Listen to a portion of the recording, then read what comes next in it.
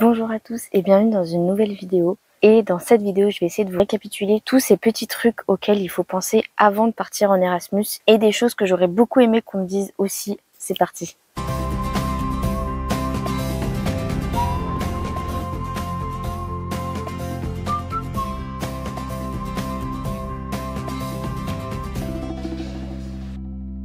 Alors, le premier point, tout bête, simplement quand tu cherches à vouloir partir en Erasmus, n'oublie pas de te renseigner sur dans quel pays tu peux partir en fonction de ta licence, puisque en fait, moi je pensais que en gros l'Erasmus était lié aux différents partenariats entre chaque établissement, donc entre l'établissement, ton université en France et les établissements à l'étranger. Et en fait, pas du tout. En fait, il y a ça, mais il y a aussi des sous-catégories qui sont liées à ta licence et à ton milieu d'enseignement. C'est logique en fait quand on y pense, mais du coup ça fait que moi par exemple du coup avec ma licence sciences du langage, comme en fait l'Erasmus n'est pas obligatoire dans ma licence, contrairement aux licences LEA, LLCER par exemple, on n'est pas poussé en fait à partir à l'étranger, on est mal renseigné et surtout on n'a pas tant d'universités dans lesquelles on pouvait partir. Je sais qu'en tout il y avait 6 endroits où je pouvais partir, mais je sais plus lesquels exactement. Mais donc bref, avant même de postuler pour partir en Erasmus, n'oublie pas de te renseigner sur où est-ce que tu pourras potentiellement partir en fonction de ta licence ou de ton master, parce que ça se trouve en fait il y a les choix qui te seront proposés, en fait ils te plairont pas, ils t'intéresseront pas et bah finalement tu ne voudras plus partir en Erasmus. Donc prends bien le temps de te renseigner sur ça avant, ça prend vraiment 30 secondes. Moi le renseignement je les ai eus, ils étaient littéralement placardés devant le bureau des relations internationales de mon université. Voilà, je crois que je les avais pas trouvés sur internet. Donc voilà, c'est là que j'ai trouvé les miennes. Je sais pas si vous pourrez les trouver sur internet, j'espère pour vous, c'est plus pratique. Mais voilà. Ensuite, deuxième chose, un peu dans le même thème, une fois que tu sais dans quelle université tu pourras potentiellement partir, pense à te renseigner sur le curriculum, donc tous les enseignements, les cours qui te sont proposés et surtout à bien vérifier quels sont les cours qui te sont proposés dans une langue où tu pourras suivre ces cours. Parce que moi, par exemple, je suis partie en Finlande, j'étais incapable de suivre les cours en finnois, c'est normal, je n'ai jamais pratiqué cette langue, donc j'avais que des cours en français ou en anglais. Et bah forcément, le catalogue de formation est très très réduit lorsque tu ne considères que la langue anglaise par exemple comme langue d'enseignement. Donc voilà, il faut penser à ça. Et en dehors de ça, vérifier qu'il y a bien des cours qui peuvent potentiellement t'intéresser parce qu'on n'oublie pas que pour valider une licence, il faut 60 crédits ECTS. Donc en fait, il va falloir que vous trouviez des cours qui vous rapporteront en tout 60 crédits européens. Donc ça peut être des cours qui sont à 5 crédits, tout comme ça peut être des cours à 1 crédit. Donc en fait, il faut bien que vous vérifiez que en finalité, vous serez capable en fait d'atteindre ces 60 crédits européens qui sont nécessaires à la validation de votre licence. Sinon, bah en fait, votre année Erasmus, elle sera pas validée et vous devrez redoubler et c'est embêtant en fait. Donc vérifiez s'il y a des cours qui vous intéressent et vérifiez si vous êtes capable de les suivre. Ensuite, on passe sur un tout autre domaine avec vraiment un point de vue plus perso, enfin en mode de ta personne. Pense bien à te préparer psychologiquement à ce que l'Erasmus représente parce que je pense qu'on se rend pas compte et je pense que l'Erasmus, ça fait partie de ces choses de il faut les vivre pour les comprendre parce que en fait, même si t'as toute l'excitation du départ, de tout ce truc de trop content de partir découvrir un autre pays, une nouvelle culture, de découvrir des nouveaux cours, de rencontrer des nouvelles personnes, machin truc, et bah en fait t'as quand même à côté de ça un manque de tout ta vie d'avant en fait qui va se créer et il peut être plus ou moins important en fonction des personnes. Et je pense que le manque le plus important, ça va être celui de ta famille, de ton petit quotidien, de ta petite bulle de vie. Et ça, ça peut être compliqué en fait, surtout au tout début, quand vraiment, en fait, vous connaîtrez personne de nulle part, que vous serez paumé dans le pays. En fait, c'est vrai qu'il y a ce manque de repères qui va manquer, en fait, tout simplement. Et ça, c'est quelque chose que, en fait, en amont de l'Erasmus, il faut de réfléchir, genre prendre un moment de recul sur est-ce que vous serez capable d'assumer ce manque, est-ce que je suis capable, oui ou non, de ne pas voir ma famille pendant plusieurs mois. C'est quelque chose qu'il faut réfléchir. Moi, je savais que j'en étais capable, mais il y a certaines personnes, je pense surtout à ceux, par exemple, qui, en fait, à la fac, vivent encore chez leurs parents. Donc, en fait, ils n'ont jamais quitté le nid familial. Ils n'ont jamais été habitués à vivre seuls. Et en fait, déjà, vivre seul en France, c'est quelque chose, genre c'est une étape dans ta vie, mais vivre seul dans un autre pays où tes parents, tu pourras pas aller les voir en 1h30 de train, bah c'est encore autre chose qui est encore plus compliqué à assumer. Et du coup, bah, en fait, il faut bien le prendre en compte ça et réfléchir de est-ce que je suis capable ou non de vivre seule, et surtout est-ce que je suis capable ou non de vivre seule aussi loin de ma famille, aussi loin de tout ce que je connais. Parce que même si on a tendance à dire oui dès le début, bah au début ça peut être compliqué de ne plus avoir tous ces repères. Alors bien sûr maintenant avec toute la technologie on peut appeler ses parents, faire des visios. Mais voilà, ce sera jamais l'équivalent de la présence physique et réelle d'une personne. Donc voilà, c'est quelque chose de, il faut y penser. Un nouveau point, celui de la barrière de la langue. Comment ne pas en parler quand on parle d'Erasmus. Quelque chose à prendre en considération, surtout en fonction du pays dans lequel vous allez partir. Donc moi, je suis partie en Finlande, c'est-à-dire que le pays, la langue officielle, c'est le finnois. Mais moi, je ne parlais pas le finnois, donc j'ai parlé l'anglais dans le pays, puisqu'ils maîtrisent aussi très bien l'anglais. Mais dans d'autres pays, ça aurait pu ne pas être aussi simple. C'est quelque chose aussi à prendre en compte, de quelle langue parle le pays, dans quelle langue est-ce qu'ils sont forts aussi. Par exemple, se renseigner sur les programmes, je sais pas, au collège ou en primaire, de quel est leur LVB. Vous voyez, genre là où nous, on a le français, LVA anglais, LVB souvent c'est espagnol, allemand, dans la très grosse majorité des cas. Bah en fait, dans tous les autres pays, ça peut être différent. Je sais que par exemple en Finlande, c'est le finnois, le LVA anglais, et LVB, souvent ils ont le choix entre le norvégien, le suédois et le russe, si je dis pas de bêtises. Donc en fait un peu comme chez nous, hein, finalement les pays qui sont limitrophes. Mais voilà, du coup en fait ça veut dire qu'ils ne maîtrisent pas du tout les mêmes langues que nous. C'est quelque chose qui aussi quand tu arrives dans le pays te fait un peu tout drôle au début, puisque bah en fait tu ne peux plus parler ta langue maternelle et ça fait tout bizarre. Donc voilà, c'est quelque chose à prendre en compte, de te renseigner sur la langue que parle le pays, sur à quoi ressemble cette langue, à commencer, je sais pas, par exemple, à te faire une petite liste de vocabulaire. Je pense surtout, par exemple, du côté des courses, par exemple, comment est-ce qu'on dit sucre, comment est-ce qu'on dit de l'eau, comment est-ce que on dit, je sais pas, une pomme de terre, enfin, des trucs tout bêtes comme ça, mais en fait, des trucs de première nécessité. En fait, voilà, comment est-ce qu'on dit du gel douche, je sais pas, pour qu'en fait, quand tu arrives dans le magasin, et bah tu sois pas paumé comme moi je l'ai été quand je suis arrivée en Finlande, où je ne comprenais rien du tout parce que le finnois, je n'avais jamais vu cette langue, je ne savais même pas à quoi ça ressemblait avant d'entrer en Finlande. Donc voilà, c'est moi après j'ai fait l'extrême parce que je suis partie en finnois, mais si par exemple vous partez en Espagne, je pense que vous vous en remettrez, puisque je pense que si vous partez en Espagne, c'est que vous maîtrisez l'espagnol. Donc voilà, c'est encore une fois, ça dépend vraiment du pays dans lequel vous allez partir. Et pour revenir au point que je parlais juste avant, ce truc de faire attention au potentiel manque que vous allez avoir en arrivant dans le pays, ça rejoint aussi cette idée de aussi réfléchir à est-ce qu'on est capable de vivre seul, mais aussi dans l'indépendance, parce que en vrai, je pense qu'il y a certaines personnes qui sont incapables de vivre indépendamment en fait d'autrui.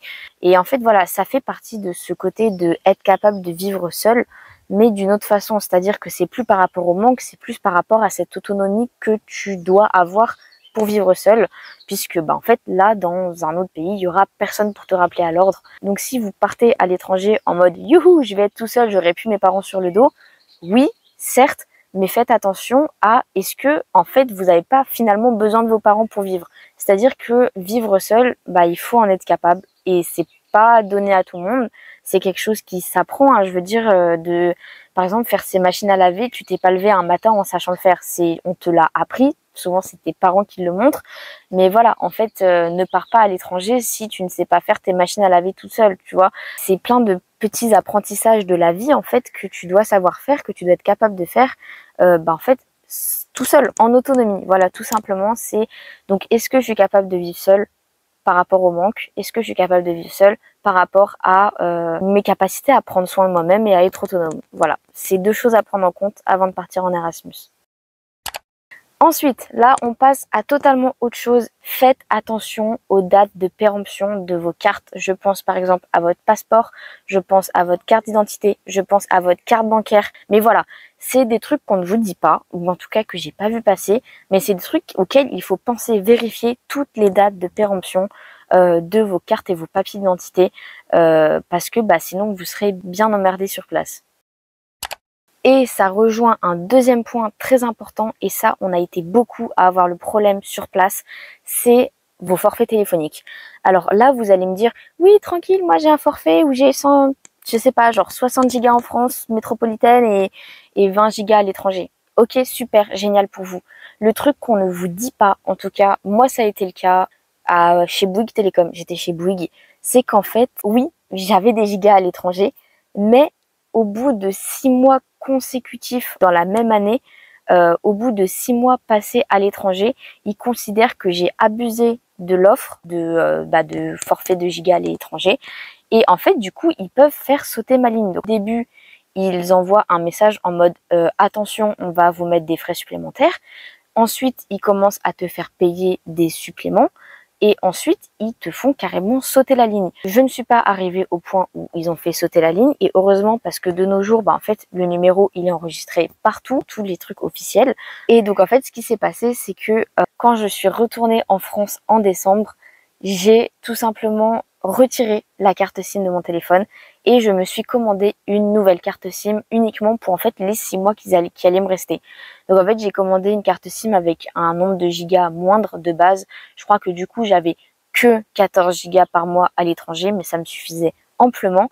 Mais en fait voilà, j'ai eu un nouveau numéro juste pour les derniers mois de Finlande qui me restaient. Ça m'a pas été utile, enfin en fait je me suis jamais servi du numéro en soi.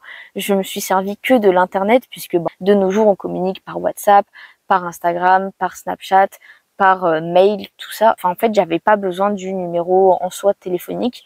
Donc voilà, mais c'est vrai que il n'y a jamais personne qui m'a prévenu nulle part que au bout de 6 mois passés à l'étranger, ils n'allaient pas être contents à Bouygues Télécom, quoi. Donc pensez bien à aller demander à votre opérateur les conditions d'utilisation de votre forfait à l'étranger, à l'international, surtout pour passer pour une longue durée comme ça, parce que franchement, on est plein à s'être fait surprendre. Et on est plein à avoir reçu ce message hyper menaçant en mode oui, on va faire sauter votre ligne, attention. Moi, ça va parce que j'ai pu rentrer entre-temps à Noël, j'ai eu le temps de commander en fait une autre carte SIM. Mais tous ceux qui restaient là, je vous cache pas qu'ils étaient dans le caca, hein. Ça a été panique à bord pour beaucoup d'entre nous et c'était normal. Il y en a beaucoup qui ont pris une carte SIM sur place. En Finlande, je vous conseille beaucoup DNA, voilà. Si jamais, pour les autres pays, j'en ai aucune idée malheureusement. J'ai jamais testé les eSIM. Je pense que je vais bientôt tester parce que ça peut m'être utile. Mais voilà. Donc, opérateur téléphonique, carte SIM, on vérifie la validité et on fait attention. Voilà, parce que à tout moment, vous faites de leur forfait. Ensuite, je vous conseille de vous faire une trousse à pharmacie avec vos médicaments. Pourquoi? Parce que en fonction des pays, en fonction des réglementations, des machins, des trucs, les médicaments ne sont pas les mêmes d'un pays à un autre. Jusque-là, ça me paraît normal. Mais en fait, ça fait que du coup, vous êtes habitué à certains types de médicaments, à certains médicaments tout court, qui ne seront peut-être pas en fait présents dans le pays où vous allez. J'ai le soleil dans la figure, je vais bouger, je reviens. Ok, on est un peu mieux ici. Mais donc oui, en fait, de vous faire votre trousse de pharmacie avec tous ces médicaments que vous utilisez dans votre quotidien, qui fonctionnent pour vous, que vous savez qu'ils fonctionnent, et au moins vous les avez comme ça. Et quand vous arrivez en fait dans l'autre pays, vous n'avez pas à vous tracasser avec est-ce que je vais trouver ce médicament, quel est l'équivalent, je ne comprends pas, machin truc. Donc autant avoir sur vous vos médicaments. Et j'en profite pour faire une petite divague pour tous ceux qui partent dans les pays nordiques ou en tout cas les pays où il fait froid. N'oubliez pas de prendre avec vous des vitamines et à la limite des somnifères aussi. Un pour l'été, un pour l'hiver. Voilà, les vitamines pour l'hiver, ça va être nécessaire. Franchement, tout le monde en prend en Finlande. Les pharmacies, elles en sont blindées. Et en fait, du coup, vous en trouverez sur place en Finlande. Mais en fait, on revient sur ce même truc de au moins vous êtes sûr de ce que vous achetez dans votre pays d'origine, puisque c'est dans votre langue maternelle. Donc vous savez quels sont les ingrédients et ce que vous allez mettre dans votre corps. Et pareil pour les somnifères en soi, le principe est le même. Quand les jours éternels ils arrivent là en Finlande, je vous assure qu'on fait pas les malins pour s'endormir, c'est hyper compliqué. Donc les somnifères parfois c'est utile. Voilà, je dis pas que c'est bien d'en prendre, mais je vous assure que parfois ça devient limite nécessaire pour réussir à passer des nuits à peu près correctes et ne pas être réveillé toutes les 5 minutes par ton cerveau qui voit qu'il fait jour dehors et qui croit qu'il est déjà midi, alors qu'il n'est qu'1 heure du mat. Ensuite, j'aimerais revenir sur quelque chose dont j'avais déjà parlé avant dans je sais plus quelle vidéo, mais c'est pas grave. Ce truc de te créer un coussin financier quand tu vas partir en Erasmus. Pourquoi? Parce que en Erasmus, vous avez des aides Erasmus+, que vous aurez, que vous soyez boursier Crous ou non. Vous avez forcément ces bourses. Mais le truc, c'est que en fait, cette bourse, elle est délivrée de façon assez étrange. C'est-à-dire que là où les bourses Crous, vous les avez mensuellement, et ben en fait les bourses Erasmus+, en fait c'est une somme qui vous est calculée mensuellement en fonction du pays où vous partez. Donc c'est-à-dire que c'est classé en 3 ou 4 catégories si je dis pas de bêtises, en fonction en fait du coût de la vie dans le pays. Et en gros en Finlande vous avez la plus grosse bourse et c'est 310 € par mois. Donc voilà, donc en gros vous savez que vous allez avoir 310 € par mois, mais le truc c'est qu'en fait on vous ne les délivre pas mensuellement. En fait, ces bourses-là, on vous les délivre en 75-25. C'est-à-dire que vous faites 310 fois, du coup, le temps d'une année scolaire. Donc, ça va être 9, si je dis pas de bêtises. Et ensuite, cette grosse somme, ce résultat que vous allez obtenir, vous en aurez 75% quand vous arrivez dans le pays et 25% restant quand vous rentrez dans votre pays d'origine. C'est un peu bizarre, mais c'est comme ça. Ça veut surtout dire que quand vous allez arriver dans le pays, quel qu'il soit, en fait, vous n'aurez pas vos bourses tout de suite, puisqu'en fait, il va falloir que vous confirmiez, que vous remplissiez un formulaire pour confirmer votre arrivée. Ensuite, ce formulaire, vous allez l'envoyer à votre université d'origine, qui va le traiter, machin truc, qui va ensuite envoyer tout ça à ceux qui gèrent les bourses au-dessus. Et c'est quand eux, ils l'auront reçu, qu'ensuite, ils vont vous envoyer les bourses. Donc, dites-vous que mes bourses Erasmus+, je les ai eues. Je suis arrivée le 15 août, je crois, dans le pays. Et je les ai eus, je crois, en octobre. Hein. Je les ai eus très très tard. Attendez, je peux peut-être essayer de retrouver la date exacte. La date exacte était le 9 octobre. Voilà. Donc je suis arrivée le 15 août et j'ai reçu mes bourses, donc les 75%, le 9 octobre exactement. Donc voilà. Donc en fait, j'ai passé tout le mois d'août, enfin demi-mois d'août et le mois de septembre, en fait, sans aucune aide financière. Et en fait, je trouve ça dommage dans le sens où en fait, c'est dans les premiers mois que tu as le plus besoin d'argent puisque c'est là où tu payes souvent tout ce qui est caution de ton logement. Tu payes tout ce qui est produit de première nécessité, tout ce qui est droit d'inscription à l'université pour être étudiant. C'est là aussi, en général, en vrai, tu peux attendre, mais c'est souvent là aussi que tu payes tout ce qui est, par exemple, tes droits d'adhésion à différentes associations étudiantes, par exemple. C'est là que tu payes aussi ton abonnement de bus. Et ça te coûte un bras et une demi-jambe. Donc en fait, voilà, c'est le premier mois que tu as le besoin le plus d'aide financière. Et en fait, tu n'as pas tes bourses à ce moment-là. Donc voilà, donc en fait, pense bien à partir en Erasmus en ayant un véritable coussin financier. Ce que je vous conseille de faire, c'est que quand votre bourse elle arrive, c'est en gros de la mettre à côté sur l'un de vos comptes annexes et de vous mettre en place un autovirement de 310 € ou le montant mensuel de votre bourse. Je pense que ce sera beaucoup mieux, beaucoup plus pratique financièrement parlant, dans le sens où si vous avez tout de suite un plus 3000 sur votre compte en banque, vous pouvez être tenté de dépenser d'un coup plus et en fait de vous retrouver avant la fin de votre Erasmus avec plus rien et être un peu dans la mouise. Voilà.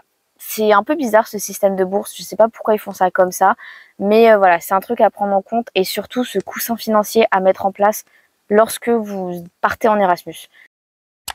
Ensuite, autre conseil que je peux vous donner qui me paraît un peu logique, mais c'est bien de le rappeler aussi, dès que vous savez que vous partez en Erasmus et que vous avez en fait votre ville d'accueil, enfin là où vous irez, ne perdez pas du temps pour chercher un logement de 1. Donc moi en Finlande il y avait une Toas, donc qui était un peu l'équivalent du Crous au niveau du logement, mais ça peut varier d'un pays à un autre. Mais donc faites vos recherches, surtout s'il n'y a pas ce truc de logement spécifique pour les étudiants mis en place. Vous allez vraiment devoir chercher pour vous trouver un logement. Donc ne perdez pas de temps pour ça et ne perdez pas non plus de temps pour prendre vos billets d'avion.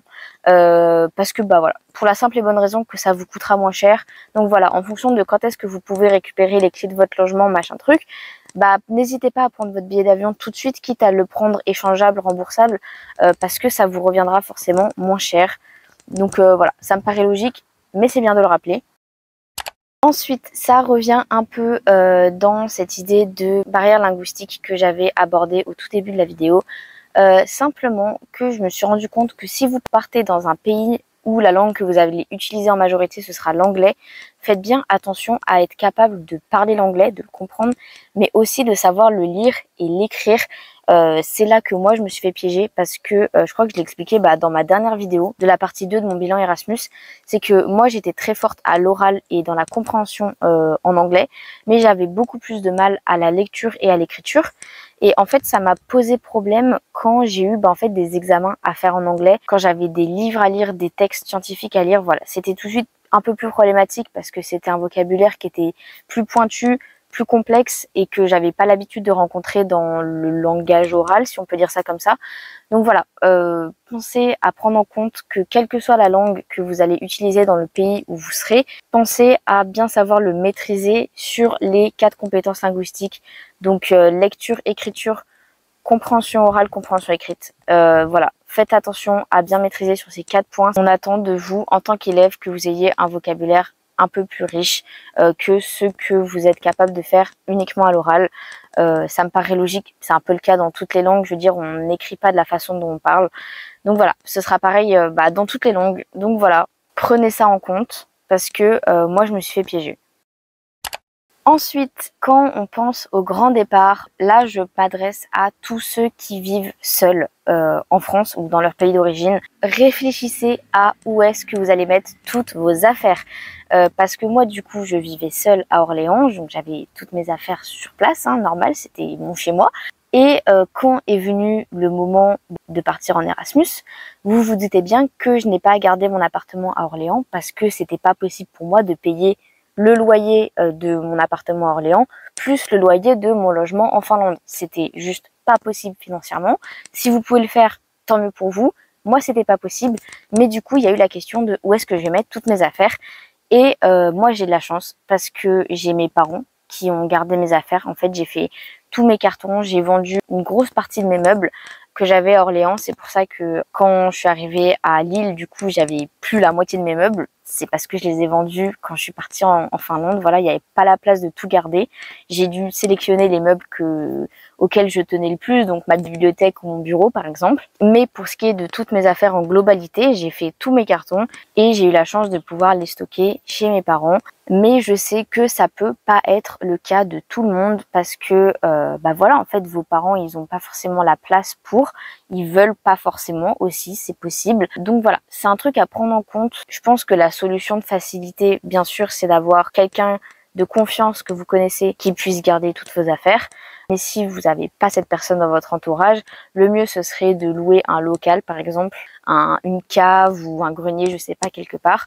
Je vois pas d'autre solution en dehors de vendre absolument toutes vos affaires, mais ça me paraît un peu compliqué, surtout que on a souvent des affaires auxquelles on est attaché sentimentalement, on n'a pas envie de se débarrasser et c'est totalement normal. Mais du coup, c'est un truc à prendre en compte de où est-ce que vous allez mettre toutes vos affaires. Bon, après, ça se trouve, vos affaires, elles vous suivront dans le pays où vous irez, je dis pas que c'est pas possible. Mais ça me paraît compliqué dans le sens où les logements étudiants, souvent c'est des petits trucs et en plus ils sont déjà meublés. Donc voilà, c'est comme ce que j'expliquais dans ma dernière vidéo de bilan Erasmus, c'est que quand vous partez en Erasmus, en général votre vie elle tient dans 2 ou 3 valises et c'est tout. Donc autant vous dire que ramener tout ce que vous aviez dans un appartement, c'est pas possible. Donc voilà, il faut trouver un endroit où poser toutes vos affaires. Et j'en profite pour faire aussi le petit parallèle avec où est-ce que vous allez mettre votre véhicule si vous en avez un, que ce soit un vélo, une voiture, une moto, c'est pareil, il faut trouver un endroit où la ranger. Moi c'est pareil, j'ai eu la chance d'avoir mes parents qui l'ont gardé, qui l'ont continué de faire rouler ma voiture, donc c'est cool, j'ai pu la récupérer en bon état, genre sans qu'elle se soit encrassée avec le temps, tout ça. Mais c'est encore une fois pas le cas de tout le monde, moi j'ai eu de la chance, mais voilà, donc où est-ce que vous allez ranger toutes vos affaires et où est-ce que vous allez ranger votre véhicule si vous en avez un. C'est des trucs à prendre en compte auxquels on ne pense pas tout de suite. Ensuite, pour le surplace de votre pays, quand vous partez, pensez, si vous hésitez entre plusieurs pays, à regarder tous les pays limitrophes parce que, comme je l'ai expliqué dans mes vidéos, en Erasmus, on a beaucoup de temps. Bon, pas forcément l'argent, c'est vrai, mais ceux qui en ont les moyens, croyez-moi qu'ils sont partis, et ils sont partis longtemps, et ils sont partis partout. Donc n'hésitez pas à vérifier quand vous avez la liste de tous les pays où vous pouvez partir, de regarder tous les pays limitrophes, de regarder en fait tous les endroits où vous pourrez potentiellement voyager, parce que bah ouais, en fait ça peut aussi être intéressant, ça peut aussi être l'occasion de profiter de votre année Erasmus pour aller voyager et visiter encore plus de pays. Donc voilà, n'hésitez pas à faire un petit check là-dessus aussi. Je reviens aussi sur un truc que j'expliquais dans ma vidéo, dans la partie 2 de mon bilan d'Erasmus. C'est ce truc, je trouve qu'on n'en parle pas assez, des relations en Erasmus. Je vais en faire une vidéo bien spécifique, je pense, mais qu'on parle des relations amoureuses ou des relations amicales, vraiment, ou même professionnelles d'ailleurs.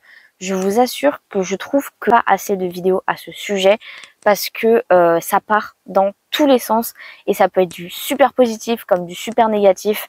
J'ai l'impression qu'il n'y a pas d'entre-deux. Donc je vais faire une vidéo spécifique à ça, vraiment. Elle me tient à cœur cette vidéo. Mais ouais, pour faire très très vite, faites bien attention quand vous partez en Erasmus. Si vous êtes en couple, à vous mettre d'accord avec la personne avec qui vous êtes en couple. Là comme ça peut paraître un peu bizarre, mais je vous assure que sur place, tu envoies des tromperies malheureusement. Donc autant en discuter avant avec ton partenaire de ce que vous voulez faire. Est-ce que vous voulez faire un break pendant votre année d'Erasmus? Est-ce que non, on reste soudés à jamais, on se verra pas, on s'appellera, machin truc. C'est vous qui décidez, c'est votre couple, c'est votre relation, c'est vous qui savez comment la gérer. Mais voilà, il faut que vous ayez cette discussion avec votre moitié parce qu'elle est nécessaire. Et du côté de l'amitié, ça va être un peu différent puisque là, sur ce point d'amitié, j'aimerais surtout revenir sur ce côté d'un semestre à l'autre, tu n'auras pas les amitiés et ça peut poser des problèmes notamment personnels, c'est-à-dire que en fait si tu restes un an, que tu te crées plein d'amitiés au premier semestre et que tu arrives au second semestre et que tu retrouves plus personne de tes potes, bah ça fait tout drôle et ça fait un petit pincement au cœur quand même. Donc voilà, c'est des trucs aussi à prendre en compte, mais ça j'en ferai une vidéo bien spécifique. Et il me reste deux petits trucs encore à vous dire. De un, par rapport à l'Erasmus, un truc qu'on ne dit pas, qui me paraît vraiment tout con dit comme ça, mais on ne le dit pas. Il y a de très fortes chances pour que sur place, dans votre logement étudiant, vous n'ayez pas de fer à repasser. Là comme ça peut vraiment paraître débile, mais du coup en fait, partez sur l'idée que vous n'aurez pas de fer à repasser sur place, et du coup partez sur prendre des habits stratégiquement en fait. Pensez à prendre des habits en fait qui, même s'ils sont pas repassés, ils sont pas non plus trop dégueux. Genre ça se voit pas trop parce que moi j'avais pris des chemises par exemple que je n'ai pas pu repasser sur place. Donc autant vous dire que quand je les ai lavées une fois, même en les faisant sécher bien droit et tout, c'était galère. Je sais que il y en avait qui avaient la technique en gros de prendre un cintre, mettre la chemise, l'accrocher à l'intérieur de la douche, fermer la douche, machin truc, et en gros mettre l'eau hyper chaud pour que en fait la vapeur d'eau de la douche, en fait elle fasse un peu s'assouplir la chemise et elle la lisse un petit peu. Ce sera jamais aussi parfait que au fer à repasser bien sûr, mais ce sera déjà ça. Voilà, c'est une technique que je vous donne, mais le mieux c'est de prendre des habits qui n'ont pas besoin d'être repassés pour être portés. Donc voilà, petit truc juste tout con, vraiment c'est débile quand on y pense comme ça, mais quand on est sur place et qu'on se retrouve avec des vêtements qu'on peut plus porter parce qu'ils sont tout froissés, ça fait un peu le seum. J'avoue que ça vous prend une place inutile dans la valise, donc soyez stratégique sur les vêtements que vous emmenez dès le départ. Et enfin, un dernier petit truc, celui-ci il est spécialement pour ceux qui partiront à Tampere en Finlande, puisque je vais vous parler d'un logement étudiant là-bas. Comme je vous l'ai expliqué, en fait, quand vous arrivez en Finlande, quand vous arrivez à Tampere, on vous envoie sur le site de TOAS et c'est là-dessus que vous pouvez faire vos demandes de logement. Et en gros, on vous propose plusieurs bâtiments universitaires de l'enseigne TOAS. Donc ce sont des logements étudiants, vraiment l'équivalent du Crous par chez nous. Et du coup, on vous propose plusieurs bâtiments différents qui sont notamment répartis en fonction des campus universitaires, des 3 campus qu'il y a à Tampere. Et sachez que pour le campus du centre-ville, il y a un logement qui s'appelle Pigna. Et si vous allez là-bas, accrochez-vous. Voilà, en gros, quand j'étais sur place, j'ai vu que c'était là-bas qu'il y avait souvent le plus gros bordel. Je sais pas pourquoi. En fait, apparemment, c'est parce que chaque année, c'est là-bas que vont les gens en éco. Alors moi j'ai aucun préjugé ou stéréotype sur ceux qui sont en éco, c'est pas moi qui le dis, c'est tous les autres. que apparemment c'est que ceux qui sont en éco qui font le bordel, et je parle bien des écoles de commerce, pas genre licence économie, je sais pas quoi. Non, là c'est école de commerce, et il y a que eux qui font le bordel en général, ou en tout cas qui entraînent les autres dans leur bordélitude. Et apparemment ils sont vraiment quasiment tous à chaque fois à être dans le bâtiment de Thoas Pigna. Je sais pas pourquoi. Vraiment, je sais pas pourquoi. Et en fait, le truc, c'est que je l'ai vu quand moi j'y étais et que du coup, bah, j'ai posé des questions à ceux qui étaient là depuis plus longtemps dans le bâtiment. En gros, qui sont pas en Erasmus. Ce sont des étudiants qui sont là de tout le temps, en fait, qui eux font leurs études vraiment à tempérer. Donc, qui ont vu plusieurs générations, si on peut dire ça comme ça, d'étudiants Erasmus passer. Et que à chaque fois, c'est à Pigna qu'il y a le plus le bordel. Et à chaque fois, c'est que ceux qui sont en école de commerce. Je sais pas pourquoi, mais voilà, je vous fais passer l'info. Donc si jamais vous êtes des gros fêtards et que vous voulez vraiment faire la fête tous les soirs, allez à Pigna. Et si jamais au contraire vous aimez la tranquillité et le calme, bah n'allez pas à Pigna. Voilà, allez autre part. La Pink Carré, je vous ai fait une vidéo où je vous fais visiter tout le bâtiment. C'est un bon bâtiment, c'est pareil, c'est un peu le bordel, mais vous avez le lac juste à côté. Si vous voulez aller vous promener, vous détendre, prendre l'air, bon bah au moins vous avez ça et c'est plutôt cool. Bon, en hiver, quand il fait moins 24, vous n'avez pas forcément envie de sortir, mais sur le principe, c'est bien quand même. Donc voilà, je crois que j'ai fait le tour. Si t'es parti en Erasmus et que t'as d'autres conseils à donner à ceux qui regardent cette vidéo, n'hésite pas à la mettre en commentaire. Et pour tous les autres, je vous invite à vous abonner et à liker cette vidéo si elle vous a plu et surtout si elle vous a aidé. Et sur ce, je vous fais de gros bisous et je vous dis à la prochaine vidéo.